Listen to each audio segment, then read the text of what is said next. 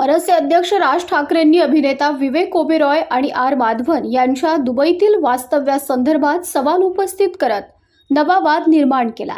मनसे विद्यार्थी सेनेच्या कार्यक्रमात बोलताना राज ठाकरेंनी जेनझी पिढी देशातील उद्योग आणि कलाकारांच्या भूमिकेवर भाष्य केलं। यावेळी त्यांनी पंतप्रधान नरेंद्र मोदींचं कौतुक करणारे काही कलाकार परदेशात का स्थायिक होतात असा प्रश्न उपस्थित केला।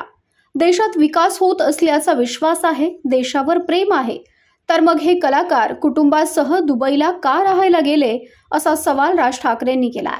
त्यांनी विवेक ओबेरॉय आणि आर माधवन यांच्या नावाचा उल्लेख करत सत्ताधाऱ्यांच्या धोरणांवर आणि देशातील परिस्थितीवर अप्रत्यक्षपणे टीका केली आहे।